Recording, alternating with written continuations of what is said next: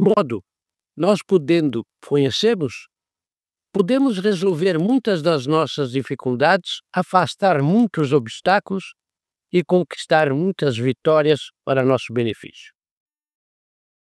Na segunda parte, que começa, que é a parte especial, da página 147 em diante, nós temos aqui um estudo sobre nós e nossos pensamentos, porque realmente nós somos muito dos nossos pensamentos.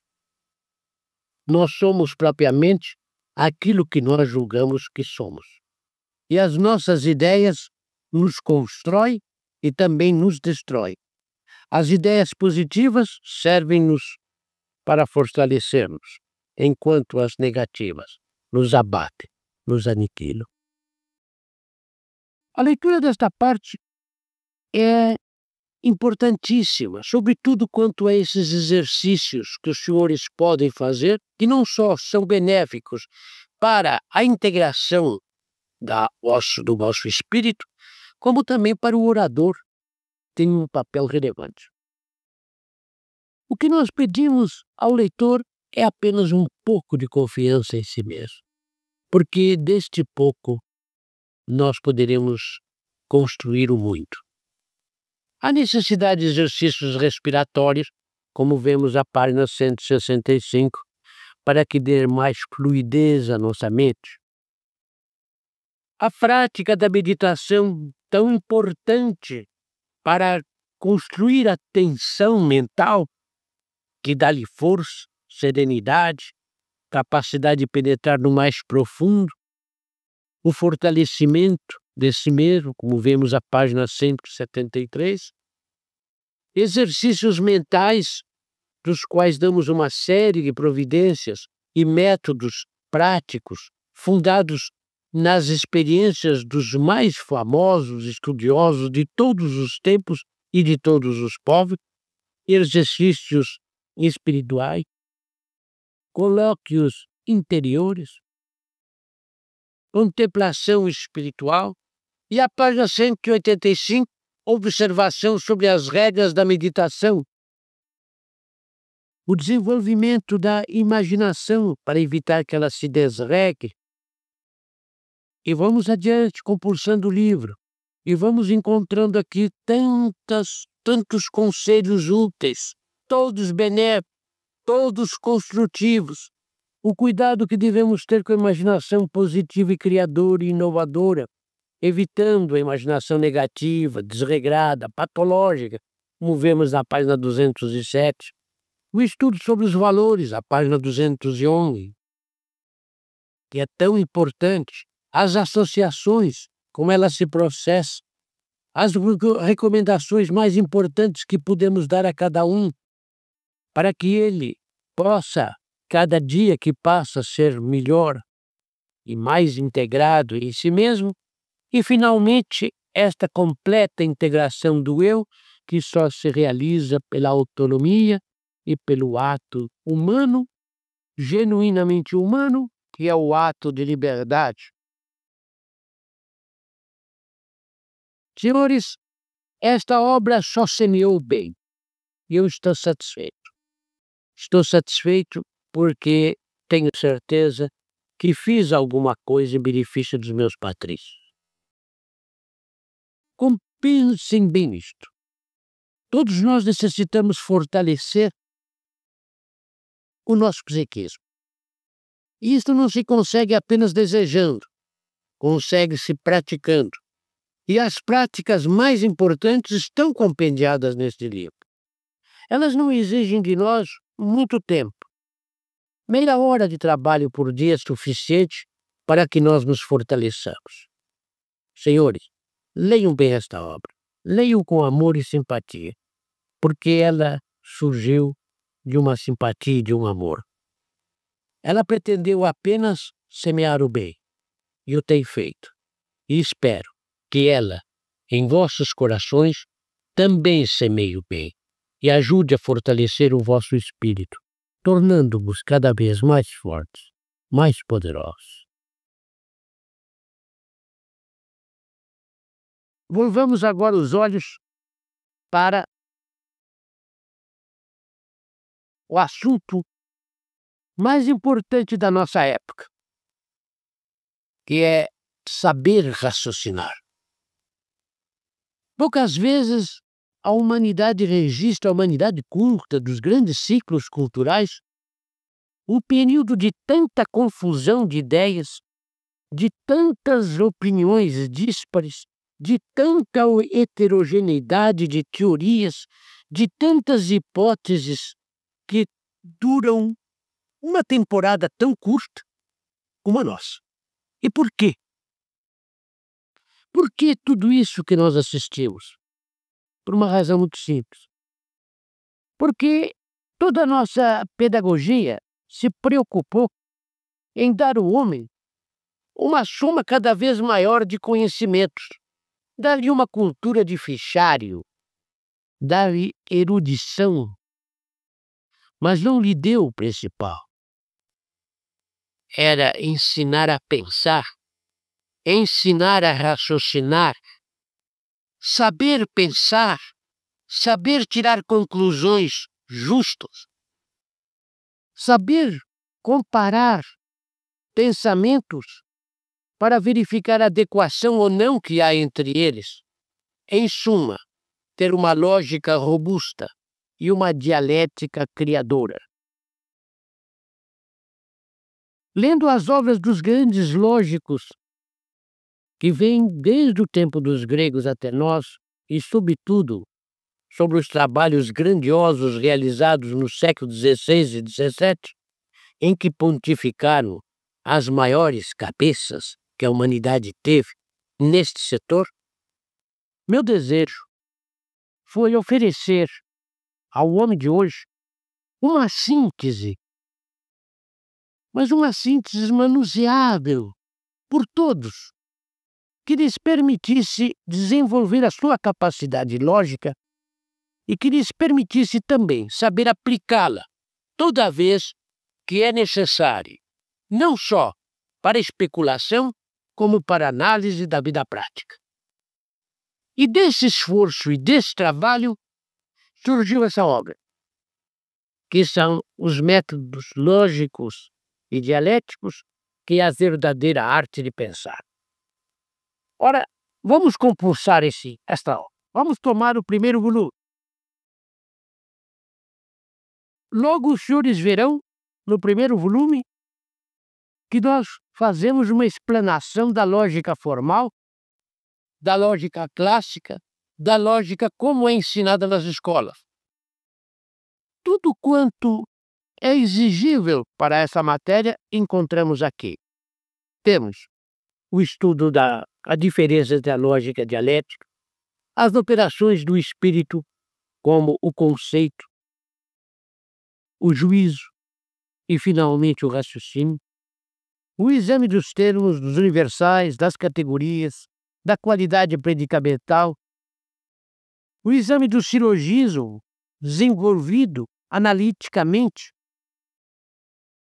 métodos práticos do silogismo e, finalmente, comentários finais sobre o silogismo, o estudo da equipolência, das conversões das proposições, que é uma das matérias mais sérias e mais difíceis, dos juízos modais, os silogismos hipotéticos, os silogismos disjuntivos, o dilema, o método, um exemplo do método heurístico, método de defesa de tese, e, finalmente, a classificação dos métodos. Isto encontra os senhores no primeiro volume.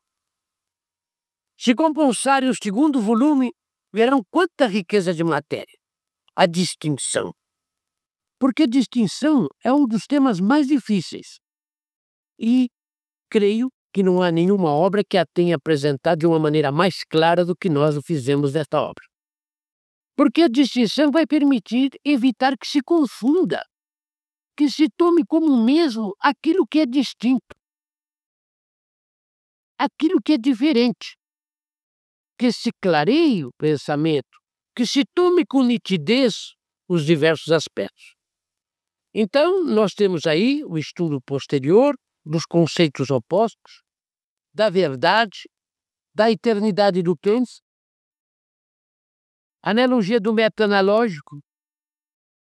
Análise do tema da analogia, tão importante para a simbólica e para a interpretação das religiões. Análise da distinção, a distinção como foi feita na escolástica, as discussões em torno delas, regras, práticas de aplicação fácil para o estudo das distinções, as proposições modais, a disputa, conforme os escolásticos foram grandes disputadores, a fizeram, e teses sobre a dedução e, para terminar o segundo volume, a teoria do juízo de São Tomás de Aquino. Tomemos agora o terceiro volume. E temos a demonstração. Porque só a ciência, quando se realiza a prova, quando se demonstra. A demonstração é, portanto, uma das matérias mais importantes das mais difíceis, porque poucos sabem demonstrar, porque poucos são aqueles que estudam a demonstração. Então vem aqui uma análise sobre os princípios fundamentais da demonstração. Daí passa-se aos métodos da ciência, a indução e a dedução científicas, dá-se exemplos de demonstração.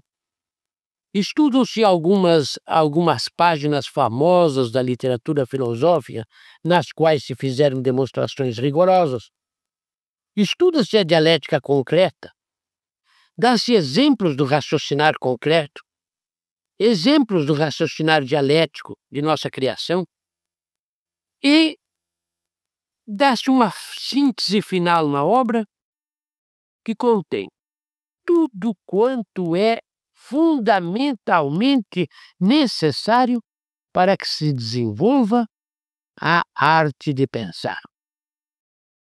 Ora, um orador só pode completar-se quando ele é capaz de apresentar uma tese, argumentar sobre a sua tese, demonstrá-la, ter um pensamento nítido e claro, em que ele possa evitar as confusões que são comuns dentro do filosofar e dentro das discussões em torno de todas as matérias, que ele possa finalmente tornar a sua mente apta a distinguir onde os outros confundem, a notar as diferenças onde os outros identificam e, desta maneira, torná-lo senhor do seu pensamento, da sua inteligência, de modo a saber aplicá-la para os fins que ele deseja. Senhores, esta obra não deve ser posta à margem.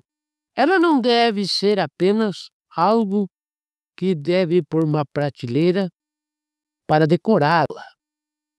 Ela deve ser uma obra de manuseio constante, diurno e noturno, porque a prática do bom raciocínio exige muita atenção, muita aplicação, constância, perseverança. Há dificuldades, não há dúvida, há muitas dificuldades, mas são vencíveis. Basta um pouco de vontade, um pouco de confiança em si mesmo e uma boa disposição do espírito. É isto que nós oferecemos nestes 3 volumes, que em língua portuguesa representam o que de mais completo se ofereceu até hoje ao leitor brasileiro. Agora, vamos fazer uma pausa, enquanto os senhores preparam alguns dos seus discursos, para, com eles, já dar uma demonstração de quanto os senhores obtiveram no estudo deste curso. Esta aula é a última que vamos fazer. Ela completará o trabalho que fizemos nas 8 aulas anteriores.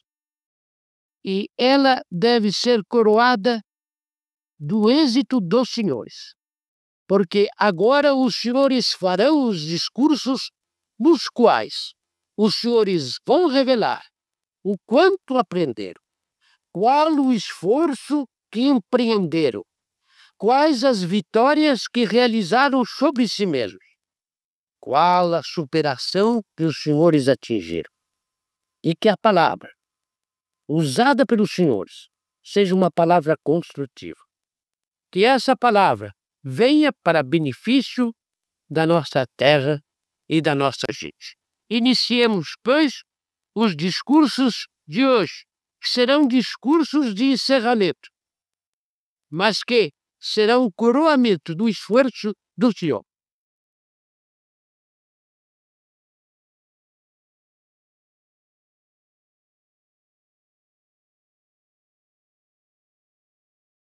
Meus senhores, eu só posso agradecer a atenção que os senhores dispensaram às minhas aulas.